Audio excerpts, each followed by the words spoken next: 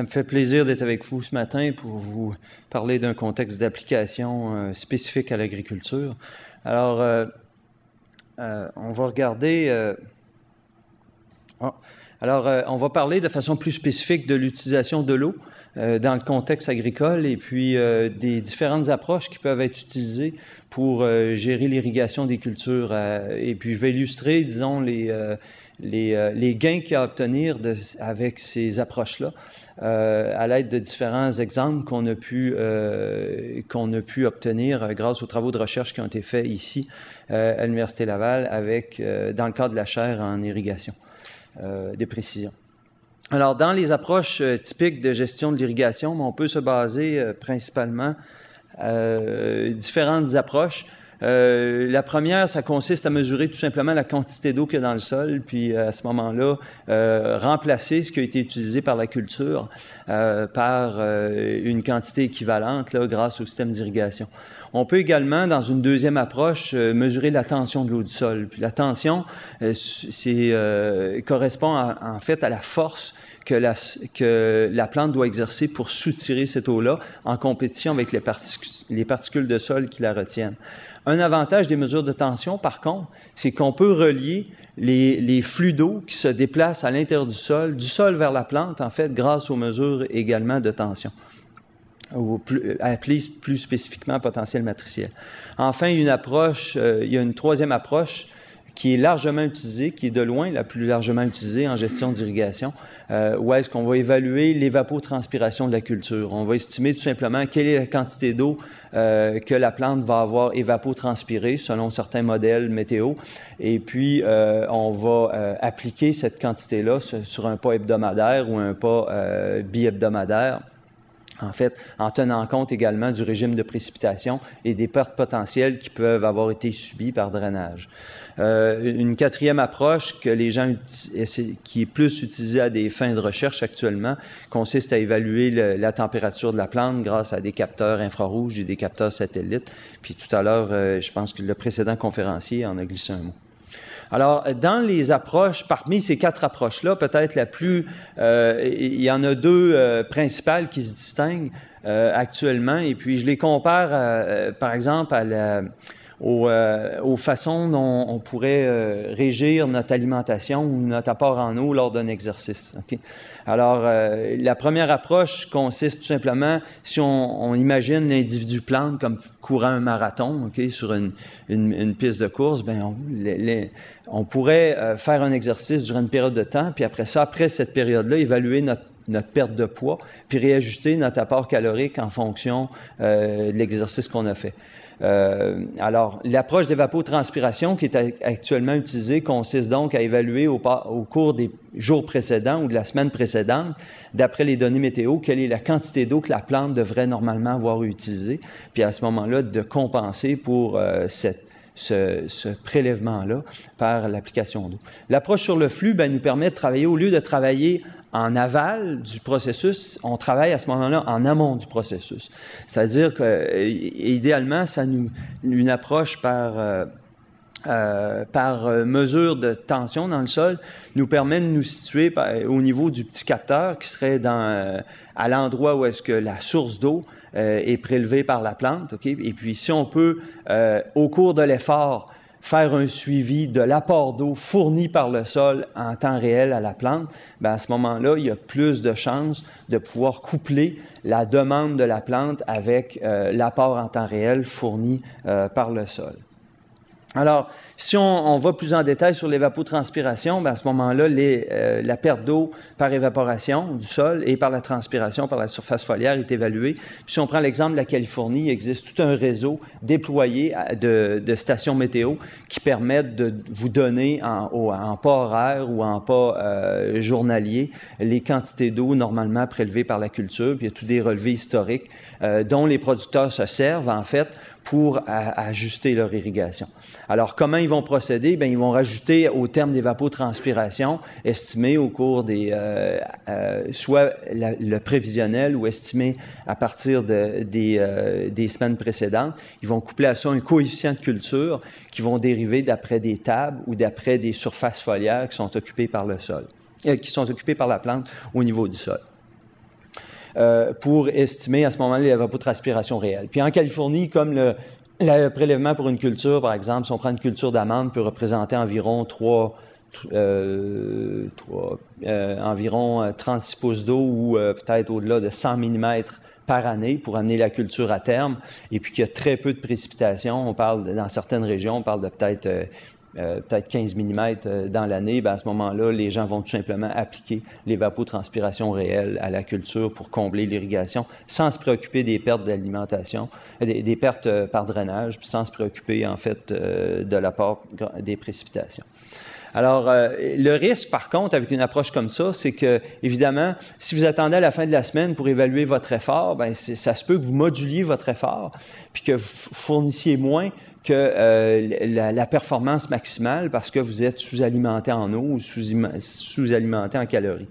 Les approches en temps réel, à ce moment-là, si on a un compteur temps réel qui nous permet d'estimer notre consommation, on va ajouter l'irrigation en l'initiant avant que le seuil critique auquel la plante ne fournit pas l'eau à un rythme suffisant pour alimenter la plante va être atteint. Puis dans des travaux précédents qu'on a fait au cours des dernières années, en fait, on a pu démontrer que le seuil critique d'irrigation est influencé par 3 facteurs principaux. La profondeur d'enracinement, c'est-à-dire la zone dans laquelle la plante va prélever son eau, les propriétés hydrauliques du sol qui sont représentées par KS et alpha, là, le symbole n'a pas suivi. Le symbole alpha, c'est ce qu'on devrait retrouver au niveau de l'hydraulique du sol. La transpiration et l'évaporation de surface. Grâce à cette équation-là, ici, on peut relier l'ensemble de ces paramètres-là à un seuil critique. Et puis, l'idée, ça va être tout simplement de déclencher l'irrigation avant que le seuil critique soit atteint, de façon à maintenir l'apport en temps réel. Puis, à ce moment-là, on travaille en amont du processus, c'est-à-dire qu'on peut anticiper le stress à venir puis réduire l'impact que ça peut avoir pour la culture. Au niveau technologique, comment ça va fonctionner en pratique? En fait, il y a différentes technologies qui existent sur le terrain, mais celle dont on va parler plus spécifiquement consiste dans l'emploi de 2 tensiomètres, en fait, qui vont être placés, un premier au niveau de la profondeur racinaire, très près de la surface, et qui va déclencher l'irrigation avant l'atteinte d'un seuil critique, et puis un second qui va commander l'arrêt de l'irrigation, parce qu'à ce moment-là, si la durée d'irrigation est trop longue, le front d'eau commence à se déplacer sous la zone racinaire, entraîne vos fertilisants, puis il y a une perte d'efficacité importante qui est obtenue. Évidemment, le tout est branché à un réseau sans fil qui communique en temps réel, puis à ce moment-là, qui peut envoyer un courriel, un texto, qui peut appeler sur un téléphone pour laisser un message, ou qui peut activer une alarme. Alors, le principal joueur sur le terrain qui mène ce marché-là, en fait, c'est la compagnie Orto, qui est une compagnie québécoise située à Lévis ici, mais qui a une filière maintenant américaine, dont vous êtes actionnaire, en fait, en partie via le capital de risque du Crédit agricole du Canada, qui est l'actionnaire majoritaire, et puis la financière agricole, qui est le second actionnaire, et puis Desjardins. Évidemment, comme les règlements de l'université le prévoient, on doit déclarer conflit d'intérêts. Alors, j'ai été actif dans cette compagnie-là à titre de cofondateur, puis j'ai agi encore comme conseiller scientifique. Et puis, c'est cette compagnie-là qui a financé une partie des travaux de recherche avec des producteurs de fraises et de canneberges qu'on voit sur le terrain. Les résultats que je vous présente ici sont issus des travaux d'un total de 91 personnes qui ont été formées dans le cadre de ce projet-là, au niveau de la maîtrise, du doctorat et puis au niveau du baccalauréat également. Alors, en pratique, comment ça fonctionne? Évidemment, les producteurs n'ont pas accès à l'ensemble de la technologie. Tout ce qu'ils reçoivent, en fait, c'est des données temps réel qui se profilent, en fait, sur un diagramme qu'ils utilisent pour régir leur irrigation. Alors, grâce aux travaux de recherche, on a pu définir la bande bleue que j'appelle, par rapport à l'analogie précédente, la piste de course rapide, là. Alors, les capteurs ramènent l'information en temps réel et puis le producteur peut suivre de façon visuelle où se situent ses observations de terrain. En fait, les données de terrain colligées à différents endroits dans les parcelles. Alors, évidemment, le premier capteur bleu qui représente ce qui se passe en surface, permet de gérer le départ de l'irrigation. Alors, lui, le producteur, son défi, ça va être le maintenir dans cette zone bleue-là. Et puis, le capteur vert indique si s'il atteint des valeurs négatives, trop près de zéro, indique qu'il y a un lessivage puis il y a une perte d'efficacité dans l'utilisation de l'eau. Alors, c'est une gestion très visuelle. Pourquoi? Parce que 50% des gestionnaires d'irrigation, en fait, puis l'agriculture consomme à 70 à 80% de l'eau potable en Amérique du Nord, alors c'est quand même considérable, ben, n'ont pas de formation de base d'agronomie, OK, pour utiliser les calculs complexes. Alors, c'est pour ça que développer des outils conviviaux est un facteur important là, dans la mise en place de technologies comme ça. Ça, c'est un cas réel d'un producteur qui utilise l'outil pour régir son irrigation dans la région de Watsonville, là, dans le nord de la Californie. Et puis ça, c'est le cas du traitement témoin où est-ce qu'il a conduit à l'aveugle sa culture. Alors, on s'aperçoit que sa ligne bleue, qui représente ce qu'il fait habituellement, ben, atteint des niveaux de tension qui sont critiques pour la culture, puis à ce moment-là, la plante va subir des stress. Et puis également, pour ce qui est de la ligne verte, on s'aperçoit que fréquemment, le capteur indique qu'il y a une percolation, donc il y a une perte d'eau importante dans ce cas-là. Il faut comprendre qu'en Californie, c'est un déficit hydrique permanent, c'est-à-dire qu'à chaque année, l'eau qu'on utilise à des fins de production agricole, en fait, est une exportation nette là, de l'aquifère profond parce que la recharge est très faible. Okay? Alors, c'est sûr que le fait d'avoir un outil comme ça, ce que ça démontre, en fait, c'est que l'œil humain a très peu de capacité, n'a pas la précision suffisante là, pour maintenir la culture dans la bande bleue la majeure partie du temps. Ce sont les résultats des travaux qu'on a conduits dans la culture d'amandes. Et puis, les lignes horizontales représentent la moyenne de l'état de production d'amandes. Alors, on voit en 2011-2012, les points représentent la moyenne annuelle de tension qui a été maintenu dans la culture pour la saison chez ce producteur d'amandes-là. Alors, on s'aperçoit qu'au tout début, par rapport à la voie rapide, les valeurs sont de part et d'autre de cette voie rapide-là. Et puis, si vous regardez les données 2013-2014, on s'aperçoit que la gestion de son irrigation devient de plus en plus précise. Okay? Et puis, à ce moment-là, ce qu'on s'aperçoit, c'est que son rendement moyen va commencer à monter par rapport à la moyenne d'État. Alors, ce que ça démontre, c'est le fait d'être plus régulier dans l'irrigation, de s'assurer que le sol apporte toujours l'eau à un rythme suffisant à la culture et de travailler en amont, en fait, du processus, permet d'obtenir des gains de productivité à moyen terme pour la culture. C'est une culture d'amande, pour ceux qui ne connaissent pas, c'est un arbre. Okay? Alors, évidemment, la réponse ne sera pas immédiate. La réponse va s'observer sur un certain nombre d'années par une régie de plus en plus rigoureuse. Et puis, ce qu'on corrobore avec ça, c'est l'observation d'un système racinaire qui devient de plus en plus profond, qui récupère une plus grande quantité d'eau parce que la plante est moins soumise à des stress. On a obtenu des résultats très similaires en production de canneberge. La canneberge, c'est une production quand même importante au Québec. Et puis, où est-ce qu'on a de façon typique des réponses de courbes en cloche? Là, vous allez me dire, parce que je sais qu'il y a des nombreux chercheurs ici, c'est pas une corrélation très forte. Ça, c'est la moyenne de tension observée chez 17 producteurs du Wisconsin au cours de l'été 2004. Et puis, c'est la réponse du rendement.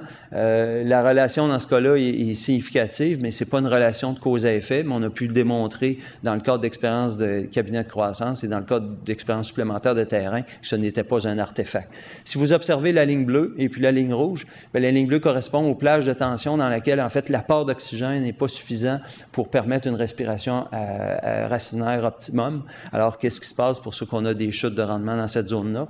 Et puis, au niveau de la bande rouge, ça représente la bande rouge a été générée par une estimation indépendante à l'aide de modèles hydrologiques qui démontrent en fait qu'à ces niveaux-là, les apports d'eau ne sont pas suffisants pour rencontrer la demande d'évapotranspiration de la culture.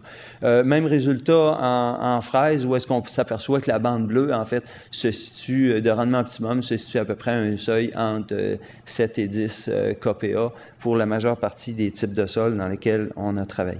Bon, juste pour vous donner la synthèse de 4 années de recherche qu'on a obtenues sur la fraise en Californie et puis au Québec. Alors, vous avez la quantité d'eau qui est utilisée par le producteur, le témoin, qui normalement doit appliquer, d'après sa régie de culture, la quantité recommandée par l'État qui correspond à l'évapotranspiration prédite, là, observée là, à ces endroits-là durant cette saison.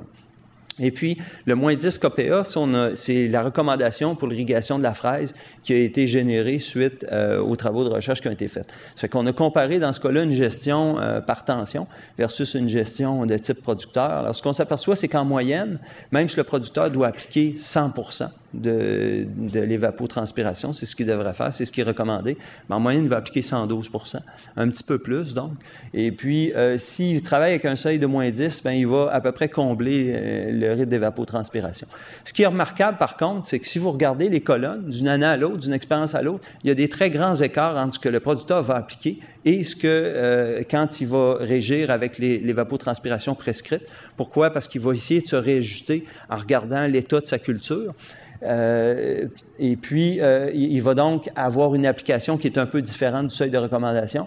Quand il va utiliser des capteurs, bien, ça va être aussi différent. Puis parfois, vous avez des chiffres qui peuvent être aussi hauts que 54% de plus que les besoins de la culture. Alors, on s'aperçoit qu'il y a donc des écarts qui sont incohérents d'une année à l'autre entre ce que le producteur fait et ce que les capteurs indiquent. En moyenne, il n'y a pas grande différence, mais d'une année à l'autre, ça peut mener à des différences importantes. Alors, il y a d'autres années, par contre, puis si on regarde 2014 pour Watsonville, où est-ce que les deux vont appliquer exactement les mêmes quantités d'eau, mais le moment où ils vont le faire vont être très différents. Alors, à ce moment-là, c'est de savoir lequel des deux systèmes est le plus précis, lequel des deux approches est la plus précise. Alors, ce qu'on a fait, c'est on a calculé, en fait, les augmentations de rendement qui avaient été observées dans l'approche par tension versus l'approche de type producteur. Alors, ce qu'on s'aperçoit, c'est qu'en moyenne, il y a des gains de 10% qui sont obtenus dans les erreurs. Donc, 10% avec environ 9% moins d'eau, c'est ce qui est obtenu sur 4 ans d'expérience. Là, évidemment, les gens vont dire, bien, votre traitement témoin est peut-être pas bon, peut-être pas représentatif que ce que les producteurs font. Alors ça, c'est un inventaire en région qui a été fait par l'Université de Californie à Davis, Michael Kahn, un collaborateur dans cette étude-là, où est-ce qu'on regarde chez 17 producteurs qu'est-ce qu'ils vont appliquer par rapport à la quantité prescrite. Alors, on s'aperçoit du côté gauche, en fait, que de 60 à 160% des besoins prescrits vont être appliqués. Et puis, du côté droit, bien, on s'aperçoit que ça peut aller d'environ 100% à 240% peut-être dans le cas le plus extrême. Si on fait la moyenne de tout ce monde-là, 2 années, bien, ça vous donne à peu près 120%. Ça démontre que de façon générale, le producteur a tendance à appliquer un petit peu plus d'eau. Pourquoi? Parce qu'on le verra tout à l'heure, le coût de l'eau n'est pas une composante importante dans l'équation de productivité. Résultats qui ont été obtenus pour la canneberge. Le marché de la canneberge, ils ont commencé, suite aux résultats des travaux sur l'irrigation qui ont été faits, qui ont été initiés depuis 2005, les producteurs ont commencé à adopter des changements dans leur pratique d'irrigation parce qu'il y avait maintenant des supports technologiques pour le faire. Alors, on a les points noirs qui représentent les 2 États ou provinces là, en Amérique du Nord. Le premier État producteur, c'est le Wisconsin, puis maintenant, le second État producteur depuis cette année, en fait, c'est le Québec, où est-ce que 20% et plus des producteurs ont adopté des changements dans leur pratique d'irrigation puis des changements au niveau de la technologie. Puis vous avez les cercles ouverts représentent en fait les États classiquement, traditionnellement producteurs, mais dans lesquels l'adoption est de moins de 5% dans les changements de technologie. Alors, vous voyez qu'à peu près si on regarde l'évolution des rendements de 98 à 2014, il y a relativement peu d'évolution, mais si vous regardez à partir de la période 2010 à 2012, où est-ce que le rythme d'adoption s'est accéléré chez les producteurs, bien, vous avez une augmentation de rendement qui est assez importante. Puis ça, en fait, ce qu'on a observé, c'est que principalement à quoi ça correspond, c'est le fait que les applications d'eau deviennent beaucoup plus régulières. Et puis, les producteurs appliquent maintenant dans ces états-là 2 à 6 fois moins d'eau que ce qu'ils appliquaient au précédent. Okay? Ça fait que c'est des gains importants de productivité qui ont été obtenus juste à régulariser l'apport d'eau au niveau de la plante. Autre point, par exemple, chez les producteurs de laitue du Québec, on peut se demander qui produisent 80% de la laitue au Canada, et puis qui sont tous localisés dans la région du sud de Montréal. Ils se sont dotés de cette technologie-là dès les années à peu près 2005. Puis ils déploient des réseaux de capteurs, en fait, qu'ils utilisent pour régir l'irrigation dans le cadre de la laitue. Alors, les cercles ouverts, ça représente tout simplement les lectures que les capteurs vont donner. Puis on observe des fluctuations à différents niveaux. Et puis les lignes en différentes couleurs bien, représentent ce que la modélisation avec des méthodes numériques à 2 ou à 3 dimensions nous permettent de prédire comme comportement en utilisant non pas sans ajustement, mais en utilisant uniquement les données initiales mentionnées par le capteur. Alors, ce que ça démontre, c'est que les données qu'on observe avec ces capteurs-là sont suffisamment précises pour correspondre au comportement réel attendu des cultures durant la journée. Alors, on a fait, grâce à ces mesures-là, on a pu estimer les quantités d'eau qui étaient prélevées par la plante en cours par des plants de laitue en cours de journée. Alors, on génère avec ça, en couplant les modèles les propriétés hydrauliques du sol avec les mesures de tension, on est capable de calculer la quantité d'eau prélevée par la plante, qu'on va représenter comme étant actuelle versus potentielle, qui sera représentée par la ligne en noir sur les diagrammes de gauche. Alors, on s'aperçoit au niveau des 2 diagrammes d'en bas, où est-ce qu'il y a eu 0% de dommages à la culture, que les 2 courbes se superposent. Concrètement, ça veut dire, en tout temps, l'apport d'eau par le sol s'est fait à un rythme suffisamment rapide pour rencontrer l'évapotranspiration. Quand vous regardez la droite du haut, 95%, la courbe du haut, dernier graphe en haut, à droite, okay, vous apercevez que les 2 courbes se superposent jusqu'au jour 72, à peu près, où est-ce qu'il y a un léger déficit. Le sol n'arrive plus à fournir l'eau à un rythme suffisant pour compenser l'évapotranspiration. Alors, dans les 24 heures, là, il y a 95% des plants qui vont brûler, qui vont développer un désordre physiologique qu'on appelle brûlure de la pointe, qui vont brûler au champ parce que l'apport d'eau est pas fait à un rythme suffisamment rapide. Alors, ça démontre dans ce cas-là que c'est vraiment le fait qu'il y ait une bonne adéquation entre l'apport par le sol versus les besoins de la plante qui amène des gains de productivité dans ces cas-là. Alors, les producteurs, maintenant, qu'est-ce qu'ils ont fait? On parlait de spatialisation puis de résolution spatiale. Bien, ils ont commencé à s'intéresser à la gestion locale de l'irrigation pour augmenter, puisque si on doit répondre en temps réel le plus possible, bien, on sait aussi que les besoins vont varier en fonction des positions dans le champ. Ça fait qu'ils ont fait cartographier l'ensemble de leur champ, l'ensemble des propriétés hydrauliques de leur champ à différents endroits, et puis ils nous ont demandé de faire une expérience comparative où est-ce que on a tout simplement fait des micro-parcelles de 27 mètres par 27 mètres de culture de laitue qui sont en carré jaune, où est-ce qu'on a géré l'irrigation par la moyenne, en fait. Et puis, dans les carrés rouges, on a géré les champs en toutes petites unités. Okay? Et puis, on a regardé ce que ça a pu donner au niveau de la brûlure de la pointe, ce qui est représenté par tip burn. Bien, dans ce cas-là, la gestion globale, représentée en verte, en fait, a permis des chutes importantes des brûlures de pointe à des niveaux acceptables, en fait, pour permettre la récolte commerciale de la culture.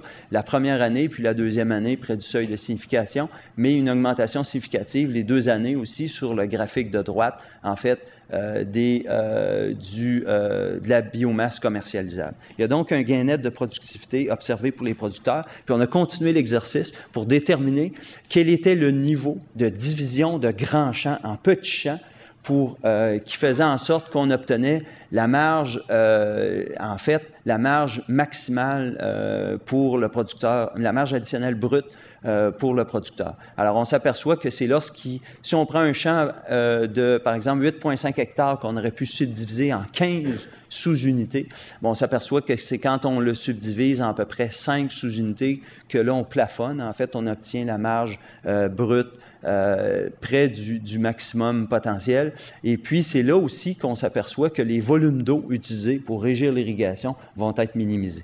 Fait que maintenant, les producteurs, qu'est-ce qu'ils ont fait? Ils se sont fait programmer un logiciel, en fait, basé sur leur propriété de sol, combiné à l'information qui tend en temps réel, dans laquelle le logiciel va leur indiquer par couleur les zones où est-ce qu'ils doivent intervenir prioritairement. Deuxièmement, le logiciel va être prescriptif, il va leur dire les quantités d'eau à appliquer. Puis troisièmement, le logiciel va être prévisionnel, il va leur dire combien de temps ça prend avant que la plante développe un stress important. Ça fait que pour eux, ils vont le consulter 2 fois par jour, le matin et puis le midi. Le gestionnaire d'irrigation arrive, il regarde les couleurs, puis à ce moment-là, il déploie ses équipes en fonction de ce niveau-là. Avant-dernière diapo, peut-être les gains, évidemment, quels sont les retours sur investissement associés à des choix technologiques comme ça? Bien, juste pour illustrer, je vais juste attirer votre attention sur 2 exemples. Peut-être Watsonville 2014, où est-ce qu'on a des gains de rendement de 5 et puis une économie d'eau de 21 On s'aperçoit que le retour sur investissement est de environ 2 mois pour une technologie dont la période d'amortissement devrait être de 5 ans. Donc, c'est un rapide retour sur investissement et c'est un incitatif pour les producteurs dans l'adoption de cette technologie-là. Deuxièmement, l'économie d'eau, très important, ce que ça vous amène, malgré une économie de 58 le retour sur investissement en fait, arrive à peine à justifier l'achat de la technologie. Puis ça, c'est avec les prix de la Californie à 30 $ l'acre-pied, à 300 $ l'acre-pied, en fait. Puis ça veut dire que le coût de l'eau, même dans ces régions-là, n'est pas suffisant pour inciter les producteurs à adopter des pratiques de conservation de l'eau, ce qui est une véritable catastrophe. Ça fait que les conclusions, juste pour terminer, les approches en temps réel sont plus performantes que les approches par bilan hebdomadaire, on vient de le voir. La plante est sensible à des petits stress, c'est ce qu'on a pu démontrer. Puis les seuils ont pu être identifiés pour plusieurs cultures. Puis maintenant, les producteurs s'en vont vers des approches où est-ce qu'ils vont adopter la technologie, mais en y intégrant la gestion spatiale pour devenir prévisionnel, prescriptif, puis prioriser les interventions. Fait que merci pour votre présence, votre invitation. Et puis, merci également au conseil au CRSNG pour avoir financé ces travaux-là et à vous autres qui les avez financés aussi avec vos crédits d'impôt. Merci beaucoup.